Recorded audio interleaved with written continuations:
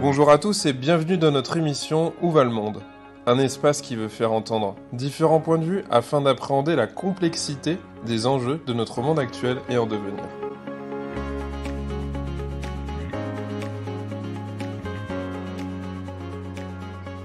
Guylain Deveau, bonjour. Bonjour. Alors aujourd'hui tu nous accueilles dans les locaux de ton entreprise qui s'appelle Chausson. Et on va parler mise en scène, production, on va parler spectacle, on va parler monstration, comment on montre les choses. Pour commencer, je vais te laisser te présenter. Oui, alors Chausson, S-H-O-W-S-O-N. Exactement. Voilà, show comme show, le spectacle et son comme du son, parce qu'à l'origine, on a commencé à faire de l'événementiel et du son avec une association qui s'appelait Chausson et qui a découlé ensuite sur la société Chausson. Donc, présentation globale, historique, comment tu veux Bah, peut-être la place que tu as, ce que tu sais faire, ce que tu aimes faire, où tu as été formé, peut-être, ça peut être intéressant. Ouais.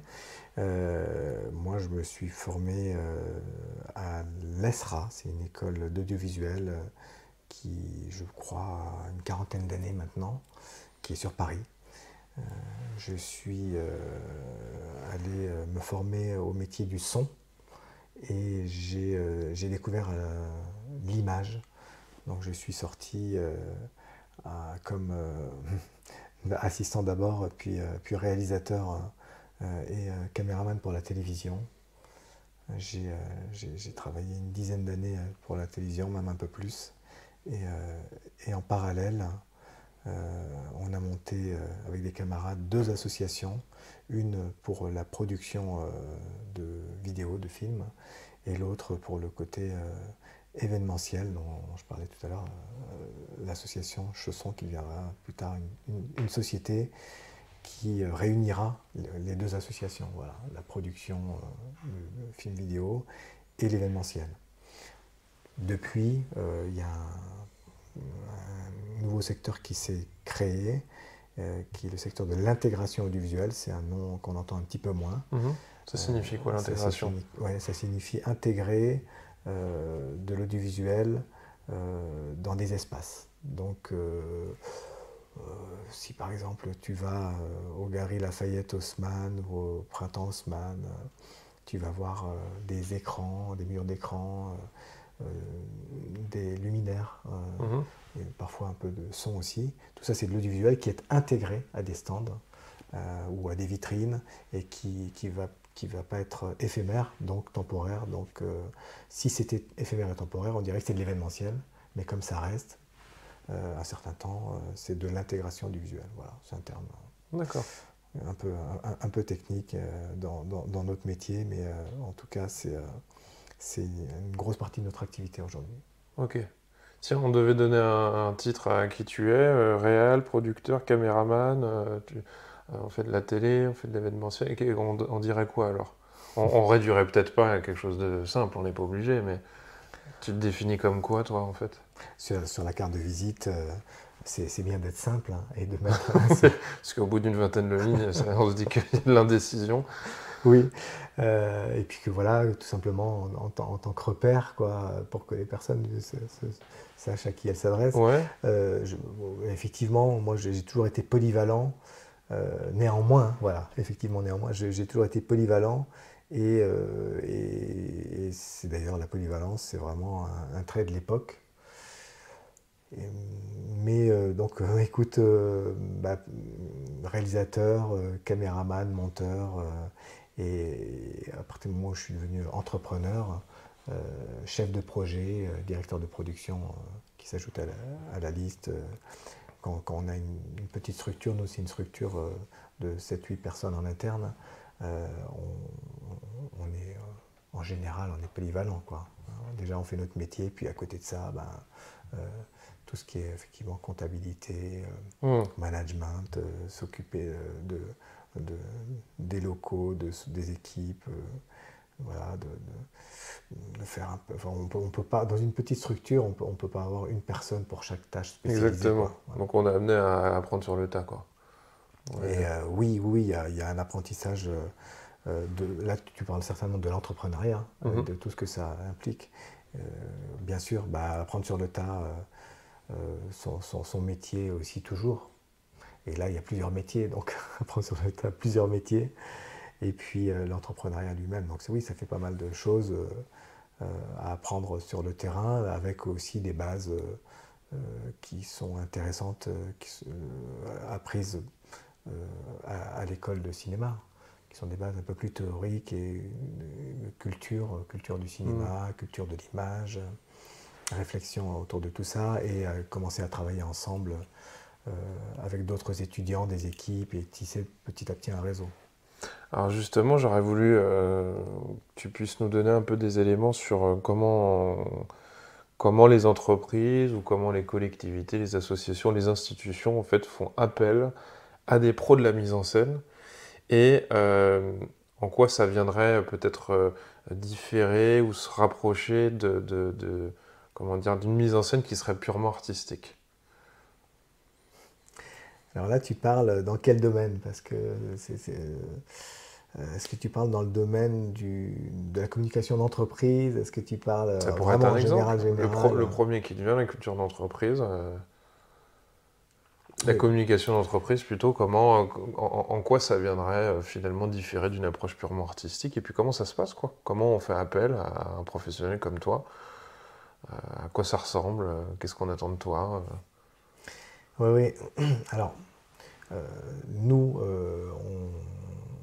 de par notre histoire, à un moment donné, on a répondu à des demandes pour faire des captations vidéo, des films, des événements, et il n'y a pas eu de préméditation. Donc petit à petit, les choses se sont faites, Mhm. et puis ben, nous, on y répond en composant nos équipes, c'est du sur-mesure, et en prenant des personnes spécialisées euh,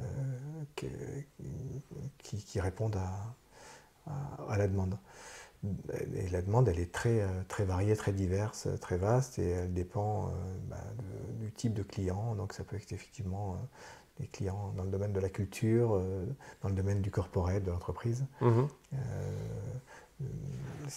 voilà, c'est très ouvert. Après, effectivement, ce qui se passe souvent, c'est qu'on commence à faire des productions, des prestations dans un domaine, et que petit à petit, ben, on nous connaît dans ce domaine-là, qu'on se spécialise, qu'on connaît bien les rouages d'un domaine, et qu'ensuite on vient vous chercher, que ça se multiplie, et puis que ben, on se retrouve majoritairement à travailler pour un Mhm. certain type de domaine. Donc nous, ça dépend aussi dans nos secteurs, voilà, l'événementiel.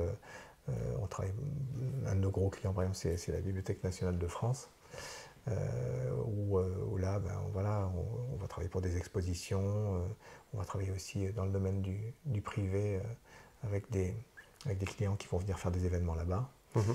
Je suis en plein dans la digression là, mais bon, je vais. J'étais en train de me poser une question justement. J'étais en train de me demander si il fallait nécessairement aimer le produit final pour lequel on concourt enfin, qu'on met en valeur quoi, d'une certaine manière. Est-ce qu'il faut l'aimer ce produit ou pas? Est-ce qu'on peut se dissocier de ce truc-là? Parce que en fait, vous n'êtes pas à l'initiative de la mise en valeur d'un produit spécifique. On vient vous chercher et on vous dit est-ce que vous pourriez mettre en valeur ce produit-là, communiquer là-dessus. Est-ce que si on ne l'aime pas, le boulot est compliqué, ça se sent, ça se voit, ou on peut séparer les deux? C'est une question qui me vient en fait. Alors, donc je vais essayer d'y répondre, et puis après on reviendra peut-être sur ta question Ben oui, initiale, il n'y a parce pas que de je souci. crois qu'il y a encore un petit peu de chemin avant d'avoir complètement répondu à cette première Oui, oui, question. Et ça dépend de nos objectifs. Moi, je pense que pour bien faire ce qu'on fait, bien apprendre, il faut aimer ça. Après, je pense aussi que dans toute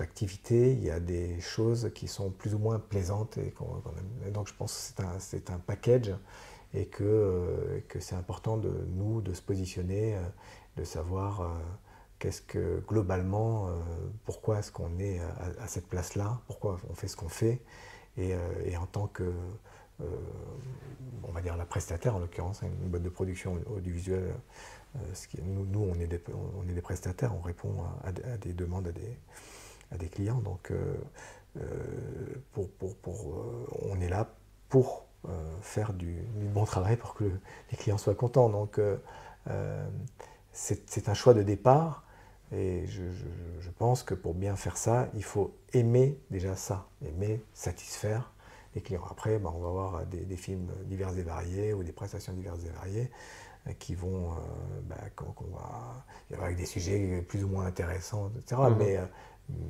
Mais ça, bon, voilà, c'est le lot de, je pense, de beaucoup de gens dans leur travail. On n'est pas obligé d'aimer ce qu'on fait pour rendre du bon travail, mais par contre de savoir pourquoi on le fait et d'avoir du recul avec ça et de se dire, ben voilà, moi je veux faire du bon travail, quoi qu'il en soit. Ça me semble important. Ce qui me vient aussi, je me dis qu'au fur et à mesure, on va répondre à la question. De toute façon, on va faire des boucles. Peut-être. Mais peut-être pas, c'est pas très grave. Je me dis que il doit y avoir aussi une différence entre le client qui peut laisser celui, par exemple, qui filme, apporter son avis à travers le regard qu'il va avoir sur le produit, et le client qui a déjà une idée en tête et qui fait faire son idée, en fait. Je me dis qu'il y a des moments où peut-être vous rencontrez le client et j'ai envie de dire un peu comme un acteur qui pourrait dire au réalisateur cette réplique elle est merdique et moi je préférerais que mon personnage dise ça, qu'est-ce que t'en penses? Ou alors qu'on laisse l'acteur un peu improviser quelque chose et parfois faire quelque chose de meilleur. C'est-à-dire que quand on arrive sur le terrain, au moment où on doit filmer, on peut se dire on a tout prévu mais ça va pas comme ça quoi. C'est pas terrible. On a tout pensé, mais c'est pas optimal. Et donc je me dis, voilà, il doit y avoir vraiment une différence quand on peut travailler la pré-production en amont avec le client et quand il n'y en a pas. Est-ce que ça te parle, ça? Bien sûr. La latitude, elle est très vaste. C'est-à-dire que, encore une fois, nous, c'est une histoire de positionnement. C'est-à-dire que, en tant que en l'occurrence entrepreneur, prestataire, voilà, on propose des services, on propose notre savoir-faire. Quel est notre positionnement?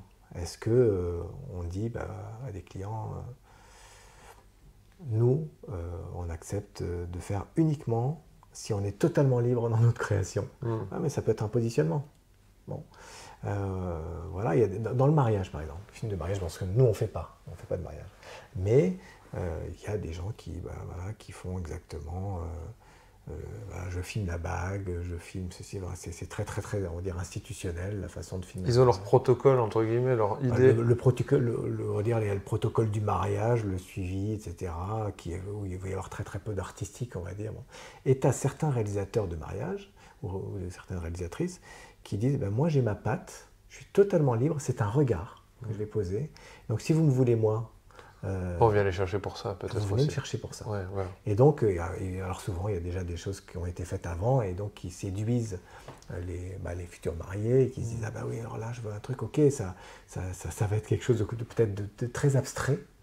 Avec, je sais pas, en noir et blanc, tout va être en ralenti, je sais pas.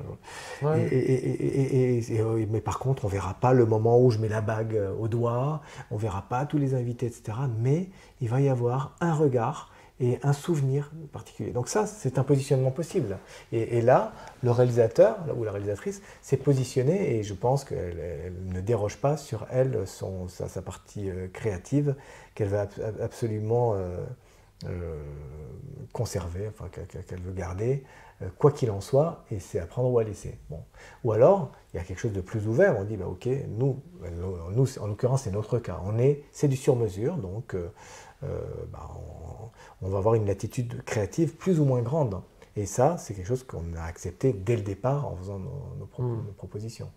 Et après, il y a une part plus ou moins créative dans tel type de film ou dans un type de film ou un autre. Dans le premier exemple que tu donnais, je me disais que si madame ou monsieur voulait avoir la séquence bague et ne l'avait pas au final, on pourrait dire que le travail était bien fait si on oublie ce besoin qu'on avait au départ et qu'à la fin on dise c'est super en fait. J'ai été emporté dans quelque chose d'autre et je sais plus ce que je voulais au départ, mais je m'en fous. Ce que vous avez fait est très bien. Et puis ça m'évoquait la question, c'est un peu bizarre, mais ça m'a donné pas mal d'images. Imaginez le tatouage.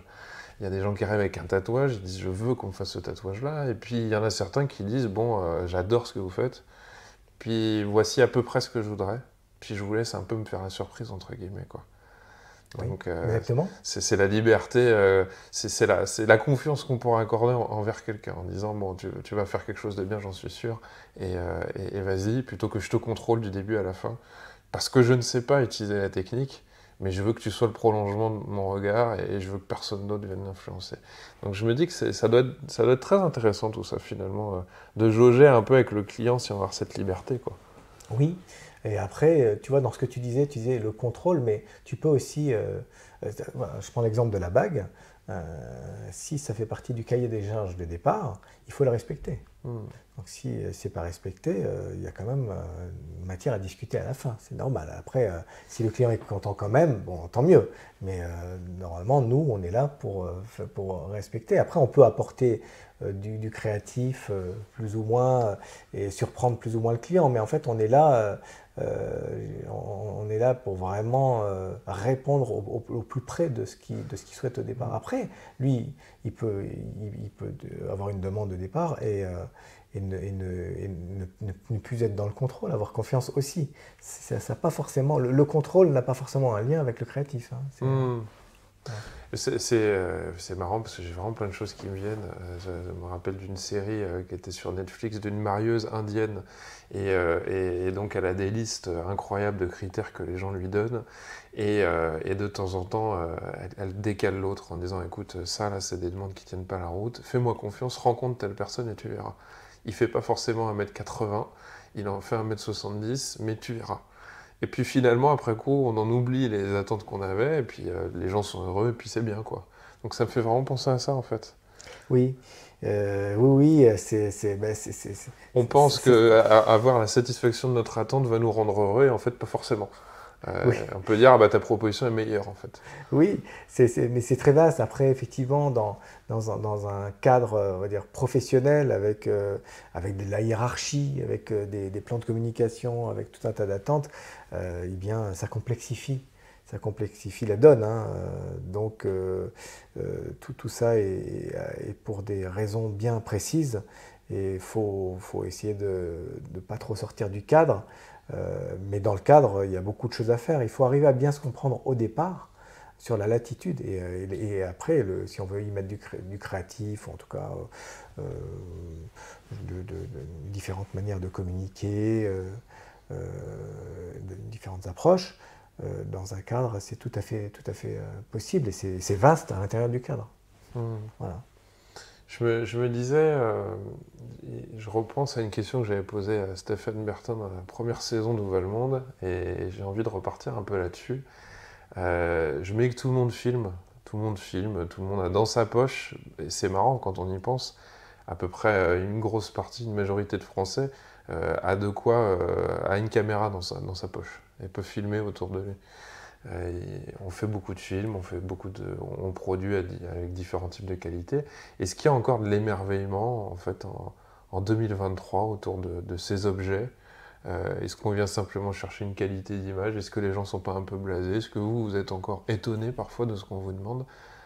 C'est une question qui me vient en fait. Est-ce qu'il n'y a pas une overdose? Qu'est-ce que vous en pensez quoi en fait? Chez Chausson, hein, alors il y a toi, mais peut-être chez Chausson, je sais pas ce que vous en pensez. Quoi. Oui, alors c'est vrai que je parle beaucoup de mon chapitre de production, puisque moi, voilà, moi je suis en charge de la production audiovisuelle chez Chausson. C'est pas moi qui m'occupe de la partie événementielle et intégration audiovisuelle, donc je suis plutôt focus sur ce chapitre-là. Ouais.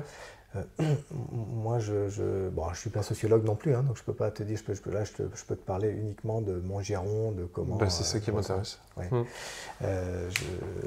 Donc voilà, quand tu demandes aujourd'hui, sur le côté global, voilà, c'est ma température de là où je suis. Je crois que l'émerveillement, bien sûr, qui peut sociétalement, individuellement, s'amoindrir à des moments de la vie ou plus ou moins avec tout un tas de facteurs qui font qu'à un moment donné, il y a des choses qui peuvent s'éteindre, Maintenant, je pense que l'être humain, c'est dans sa nature intrinsèque. L'émerveillement quand on est un enfant, on voit bien les enfants voilà, de 0 à 3 ans, ils n'ont pas été formatés, il y a cet émerveillement qui est là, qui fait partie de notre nature. Après, on est formaté par la vie, par l'éducation, etc., à rentrer voilà, dans le moule, à se comporter d'une certaine manière, et aussi à être dans un certain rythme qui fait que les temps d'émerveillement, les espaces pour s'émerveiller sont moins fréquents, sont peut-être moins palpables, sont plus difficiles pour s'y connecter. Néanmoins, moi je pense qu'on peut s'y connecter à tout moment. Ça dépend vraiment de chacun. Il faut le vouloir et se mettre dans les conditions d'émerveillement. Après, ça peut venir juste comme ça. Les outils, je pense qu'avec n'importe quel outil, est-ce qu'il y a une overdose peut-être dans ta question? Tu demandes de l'image et tout ça. Oui, je pense que l'image, pour le cerveau, trop d'images à un moment donné, ça fatigue beaucoup tout ça. Mais à nous de se positionner par rapport aux écrans, de moins les allumer, etc. Tout ça, ils existent, c'est comment on les utilise. Et tous les outils peuvent être très très très favorables à la création, toujours. Après, c'est comment on les utilise. Donc aujourd'hui, justement, c'est formidable. On a des téléphones dans notre poche. Autant on peut prendre n'importe quoi en photo tout le temps, et puis effectivement, on ne les regarde même pas après ces photos. Autant on peut sortir l'appareil pour filmer ou prendre une photo à certains moments choisis. Et qui vont toucher peut-être à l'émerveillement ou en tout cas à l'émotion. Donc c'est toujours une histoire d'utilisation, d'approche, et la technicité, elle est ce qu'elle est, elle évolue et elle donne des opportunités, des occasions. À nous de voir comment on les utilise et comment on les appréhende. Oui, puis je me dis que c'est peut-être lié à des possibilités de temps de repos, parce que ça me fait penser au fait qu'on utilise le terme d'être comme un zombie devant l'écran, et comme on dit scroller, c'est-à-dire passer des vidéos en boucle pendant des heures, sans voir de réaction sur le visage des gens, donc une espèce d'émoussement, on va dire, presque affectif en regardant. Et puis cette histoire d'intégration visuelle me fait dire que quand on se balade dans les grands magasins, notamment à Paris, je ne sais pas si on voit en fait ce qui se passe. Et que quand j'ai passé 24 stands de haute couture, de produits de marque, et puis tout le monde aura l'image en tête, hein, le stand des rouges à lèvres, le stand des sacs et tout ça, et que j'ai eu des écrans énormes qui m'ont montré 1 milliard d'images, les gens peuvent être dans l'overdose, ne plus voir ce qu'ils ont vu, et qu'un écran dans une pièce vide aura peut-être 10 fois plus d'impact que 300 écrans le long d'une rue, quoi. Et qu'on fait peut-être plus attention à la qualité de ce qu'on fait. Et je me dis que parfois on peut certainement passer des heures et des heures et des heures à produire quelque chose, mais que les gens font même plus vraiment attention, peut-être, quoi. Oui, il y a des écrans partout. Il y en a dans notre poche, il y en a dans la rue, il y en a... Et après, qu'est-ce qui va nous toucher? Qu'est-ce qui va percuter? Ouais. Est-ce qu'à un moment donné, en passant dans une rue, il y a quelque chose qui va nous interpeller sur un écran, un visage, une action, en regardant une vidéo, je ne sais pas, oui, sur YouTube, et puis on va écouter quelqu'un qui va nous toucher, sur un sujet qui va nous toucher. Mais je crois que ça peut faire partie aussi de comment vous travaillez. Enfin, je me dis que peut-être on vient aussi vous chercher pour réussir à capter au-dessus de cet énorme flot de vidéos, d'images, de sons, comment dire, d'objets sensoriels. Peut-être qu'on vient aussi vous chercher chez Chausson, ou en tout cas vous, professionnels, à capter l'attention du spectateur en faisant un pas de côté, en étant peut-être plus ou moins ou différent, quoi. Et que c'est pas évident, quoi. Pourquoi est-ce qu'on vient nous chercher? C'est ça que tu demandes, au fond? Oui, enfin, et puis enfin, je me dis, les professionnels de ce métier-là, quoi. Moi, je me dis, voilà, est-ce que, en fait, je vais être clair, je suis un client, j'ai des sous, j'ai une grande entreprise, je vends des produits, par exemple, de marque. Finalement, c'est toujours un peu la même chose. Alors, comment je vais réussir à capter le spectateur de manière différente ou plus intense comment dire, que mon concurrent, quoi. Oui, alors, il y a plein d'offres différentes. Donc, comment chacun s'est positionné? Est-ce qu'il s'est positionné euh, dans un domaine spécifique où il a une expertise? Mm. Est-ce que voilà, est-ce qu'on veut du low cost par exemple, parce qu'il y a la partie budgétaire, est-ce qu'on veut se sentir accompagné, est-ce qu'on veut quelqu'un qui nous conseille, ou est-ce qu'au contraire on veut juste dire à quelqu'un, lui donner un scénario, enfin un synopsis, une idée, etc., qu'on a eu, et puis que ça soit fait, mais bien fait, bien. Donc il y a, encore une fois, tout ça c'est assez vaste. Je crois que quand on fait appel à un professionnel, c'est que déjà on fait appel à quelqu'un de fiable. Euh, voilà, on sait que ça va être pro. Donc l'image va être belle, le son va être beau, tout le monde va être mis en valeur. Euh, je crois qu'il y a une faculté de bien raconter les histoires. Voilà, je crois que des gens qui ne sont pas professionnels n'ont pas forcément cette faculté à raconter l'histoire. Enfin, quand je dis professionnel, hein, il y a des amateurs qui sont aussi professionnels, Mm. voire meilleurs. Mais Et ce serait un peu votre métier aussi, savoir bien raconter les voilà, histoires. notre métier, c'est de savoir, alors d'avoir un regard. Voilà, un regard, c'est vaste, mais bon, effectivement, c'est de savoir où est-ce qu'on va placer notre caméra Mhm. pour bien filmer ce qu'on a à filmer, et effectivement pour mettre en valeur les protagonistes.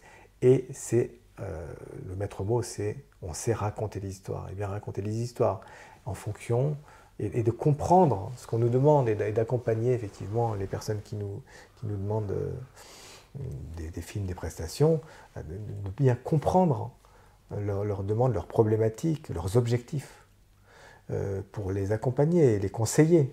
Et en amont, avant même de commencer le film. Pourquoi est-ce qu'on fait ce film? Pourquoi? Et, Et de se le rappeler. voilà, bien sûr, quel est l'objectif?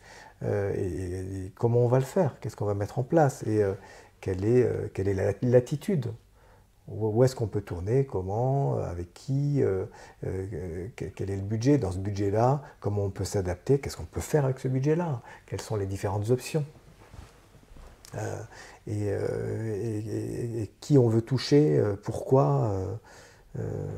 Et après, en fonction effectivement de ce qu'on nous demande, on va dire oui, bon là oui, très bien, mais là peut-être attention, là il y en a peut-être un petit peu trop, ou alors tout ce que vous voulez mettre là, ça ne tient pas dans 3 minutes, alors que vous voulez qu'on fasse un film de 3 minutes, et donc il faut faire des compromis, il faut faire des choix, et on est là pour poser toutes ces questions-là et accompagner. C'est excessivement important ce que tu es en train de dire. Capital. Excessivement, parce que je pense que on peut se dire, bah tiens, vous pourriez pas filmer tel truc, et puis voilà, sans avoir l'idée de pourquoi je filme, quelle est la finalité, à quoi ça va servir. Toutes ces questions, elles ont l'air peut-être un peu embêtantes, un peu trop philosophiques, peut-être tout ce qu'on veut, mais d'une certaine manière, en fait, elles font votre boulot, quoi. C'est là où ça permettra de poser votre regard, Ouais. de le découper, de le recoller, de le recomposer, d'en faire une œuvre, je pense. Donc c'est très important ce que tu expliques, parce que ça permet aussi à des personnes qui potentiellement pourraient faire appel à vous à l'avenir de comprendre qu'il faut qu'elles fassent déjà ce pré-boulot, se demander pourquoi tout ça, quoi, en fait. Pas simplement faire de l'image pour faire de l'image, quoi. Ah oui, bien sûr, ça commence par là. Mais bien Après, sûr, c'est ton évidence qui n'en est pas pour tout le monde. absolument, mais on est là justement pour mettre le doigt sur les évidences, hein. C'est aussi c'est notre métier. C'est normal que quelqu'un qui n'a pas l'habitude de tout ça, ça soit un peu confus éventuellement au départ, ou pas très clair, ou qui manque des données pour bien réfléchir. Donc on est là pour ça, on est là pour vulgariser aussi, pour expliquer comment ça marche, comment ça se passe. Et, et après, on rentre oui, dans le vif du sujet. C'est aussi, bah, ouais, où est-ce qu'on va tourner? Voilà, c'est très important. Où on tourne, un endroit calme, spacieux, pour que l'image soit belle, pour arriver à atteindre les objectifs. Enfin, l'idée, c'est on est obligé d'avoir des ambitions les moyens des attentes. Hein. Sinon, il faut revoir ça à la baisse. Donc on est là, nous, à chaque étape pour pouvoir veiller au grain, hein, et au final rendre, encore une fois, un film qui soit vraiment au plus proche de ce qui est attendu au départ. Mais oui, on peut se dire, tiens, j'ai un événement là, mercredi prochain, je ne sais pas du tout ce que je vais vouloir raconter avec, mais par contre, ce que je sais, c'est qu'il faut absolument le filmer parce que ça servira à quelque chose. Bon, oui, pourquoi pas. Bien sûr. J'ai pas encore le recul de ce que je voudrais raconter après, avec ça, de ce que je vais en faire, mais par contre, l'événement va se passer là, à ce moment-là. Donc, je sais que c'est important de le capter. Bon, très bien, on m'appelle, est-ce que vous pouvez envoyer une équipe ou quelqu'un qui va filmer? On filme et puis après, on réfléchira dans un second temps de ce qu'on peut faire avec ça. C'est aussi une option possible. Mais je trouve que c'est même très intéressant de le rappeler, ça, parce que ça pousse celui qui demande à ce qu'on filme et qui va donc produire un moment à se reposer la question de ce qu'il fait là, en fait. Oui. Et alors, ça redonne du sens, quoi. Pourquoi finalement je vous fais venir à filmer? Pourquoi, en fait? Du sens, oui, toujours. Et moi, je me demande si à ce moment-là, on ne vient pas vous chercher indirectement pour ça, pour susciter une réponse. Alors, c'est possible. Moi ça suscite aussi une autre réflexion, enfin, plutôt pensée, c'est que je me suis rendu compte en travaillant avec des clients fidèles, récurrents. On a beaucoup travaillé avec Dior, et pendant plus d'une dizaine d'années, et aussi avec le groupe Heineken, notamment la marque Desperados. Donc voilà deux marques très très différentes, et où on ne fait pas du tout les mêmes types de films pour l'une ou l'autre. Des bouteilles avec deux liquides différents, quoi. C'est de l'alcool dans les deux cas. Exactement. Et dans les deux cas, les années sont passées, on a fait vraiment beaucoup de films très très très très différents au sein même de chaque marque, hein, puisque pour Dior, on travaille pour le merchandising, le travel retail, le marketing, la formation. Donc voilà, c'est pas du tout la même chose d'avoir un film de formation, soin, avec des très beaux plans sur une mannequin qui va expliquer les bonnes gestuelles, etc., que d'avoir le film, par exemple, d'une soirée événementielle pour Dior, où il va y avoir 300 personnes sur un événement qu'on a organisé, par exemple, à l'île Maurice, ou en Sardaigne, avec une soirée thématisée chaque soir sur chaque parfum, et où il faut filmer ça, très très clippé à la fin. Voilà, on a deux types de films très très différents. Bon. Les années passent, on a plein de films qui sont produits, et au bout d'un moment, ça raconte une histoire. Enfin, je veux dire, je m'explique, au bout d'un moment, on n'est plus dans le présent, on est dans l'histoire de la marque. On est donc tel président à telle époque n'est plus là, mais on a encore son discours de 15 ans avant. On a le lancement du parfum Dior Homme, etc. Et au bout d'un moment, tout ce qu'on nous a demandé au présent, eh bien, peut raconter quelque chose de plus global, avec plus de recul, avec illustré par des images qui ont été tournées dans le passé. Et donc, le groupe Heineken a racheté la brasserie Fischer, avec la marque Desperados, hein, ça c'était en 2006 de mémoire, et Desperados nous a demandé un certain nombre de films pour se présenter au groupe Heineken. Et le groupe Heineken a été époustouflé, parce qu'à l'époque, il n'y avait pas cette culture de l'image, sauf que Desperados l'avait déjà depuis... nous, on filmait pour eux depuis 1997 en tant qu'association. Et à travers une collaboration avec un collectif d'artistes peintres qui s'appelle le 9e Concept. Ça, c'est encore une autre histoire, hein. On pourra ouvrir le chapitre si tu veux, mais voilà, moi j'étais un des électrons de ce collectif d'artistes pendant 10 ans. Et c'est un collectif d'artistes qui a très étroitement travaillé avec Desperados, et c'est encore le cas aujourd'hui à travers une fondation. Donc, ils ont voulu raconter leur histoire, mais c'était possible, puisqu'on était en 2006 et qu'on avait commencé en 97, et le groupe Heineken a été bluffé que cette histoire puisse se raconter en images. Et à partir de là, ils nous ont commandé plein d'images, on va dire, au présent, de filmer les rock en scène, Solidate, etc., notamment sur leur partenariat hein, pour pas en parler une miette et qu'à un moment donné, leur histoire puisse commencer à se raconter en images. Enfin, je parle de leur histoire interne. Hein, voilà. Ok. Ça donne beaucoup d'images en fait depuis tout à l'heure. Je ne sais pas si c'est l'interview, ça doit être certainement la thématique qui influence et qui me fait émerger bien des idées. Bah, c'est un métier d'image. Hein, exactement, et donc c'est que ça doit fonctionner, ça doit prendre. Ben, je vais sur la dernière question. On va aller déjà voir. Ah oui, déjà. Alors, selon toi, où va le monde? Ah oui, la fameuse question du podcast. Tiens, j'aurais dû réfléchir à celle-là pour le coup. Donc là, on est en direct. On est en direct. Oui, alors là, oui, vaste question. Je me pose un peu pour y réfléchir. Oui, sacrée question. Écoute, pour moi, voilà, pour moi, l'ombre, enfin pour moi, c'est une réalité. Hein. Il n'y a pas de lumière sans ombre et d'ombre sans lumière. Donc, quel que soit l'endroit où va le monde, quoi qu'il en soit, l'un et l'autre avancent ensemble. Donc, moi, c'est quelque chose que j'ai toujours en tête et qui, quand on va vers des chemins un peu catastrophiques ou, voilà, ou difficiles, comme voilà, le constat sur l'environnement, l'écologie, et où est-ce qu'on va par rapport à tout ça, pas dans le bon sens, très clairement.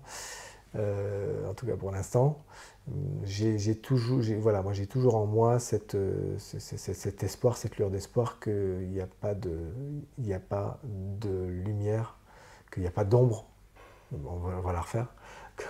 On est en direct, mais on va la refaire. Qu'il n'y a pas de lumière sans ombre. Voilà, et qu'il n'y ait pas d'ombre sans lumière. Donc ça veut dire que quoi qu'il en soit, à un moment donné, les choses s'équilibrent et qu'on ne peut pas faire sans l'un ou l'autre des paramètres. Donc, où va le monde? Le monde s'accélère, et d'ailleurs il s'accélère, le mouvement de la Terre s'accélère, clairement. Et je crois qu'on peut le ressentir après, voilà, quand on avance en âge, mais aussi dans le rythme de la société elle-même. Ça s'accélère, tout s'accélère. Il faut arriver à comment on fait dans ce mouvement qui s'accélère de plus en plus et qui est déjà, je trouve que c'est déjà une course effrénée. Mais nous, dans tout ça, quel est notre rythme et comment on peut décélérer, voilà, quel recul on peut prendre, quelle est notre part de... Moi, je pense qu'on est tous des créateurs. Donc, quelle est notre part de création dans ce monde? Comment on peut créer notre propre vie, notre propre histoire? Je crois que c'est nous. Enfin, je ne parle pas de contrôle, hein. Je parle de création, parce que voilà, je pense qu'il y a en même temps je crois, hein, moi, c'est ce que je comprends de la vie, c'est qu'il faut lâcher, faut que je comprends que je ne peux pas tout contrôler, c'est sécurisant, mais voilà, qu'il faut lâcher, et accepter que majoritairement on ne contrôle rien, et que le monde, il va où il va, et que nous on est là au moment où il va, et qu'il faut qu'on fasse avec, et qu'il faut qu'on fasse comme on peut, quoi, et de notre mieux, et qu'on est tous des créateurs. Donc qu'est-ce qu'on peut créer, qu'est-ce qu'on peut co-créer, comment